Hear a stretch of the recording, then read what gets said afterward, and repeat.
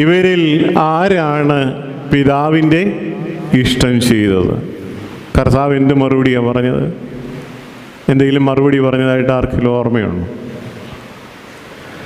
ഈ രണ്ട് മനുഷ്യരും, ഈ രണ്ട് മക്കളും ഒരു പക്ഷെങ്കിൽ നമ്മുടെയൊക്കെ ജീവിതത്തിൻ്റെ നേർക്കാഴ്ചയാണ്. പോകാം എന്ന് പറഞ്ഞിട്ട് പോകാതിരിക്കുന്നവരും,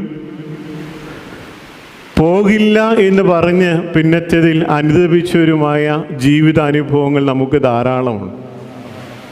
എന്നാൽ ഇതിൽ രണ്ടുപേരും പിതാവിൻ്റെ ഇഷ്ടം ചെയ്തതിൽ ആരെങ്കിലും ഉണ്ടോ എന്ന രീതിയിൽ കർത്താവ് പറയുന്നില്ല. അതിന് കാരണം അതിൻ്റെ അവസാനം ഇങ്ങനെയാണ് പറഞ്ഞു നിർത്തുന്നത്: നിങ്ങളെക്കാൾ മുമ്പേ പാപികളും വേശ്യാസ്ത്രീകളും ചുങ്കക്കാരുമൊക്കെ സ്വർഗരാജ്യത്തിൽ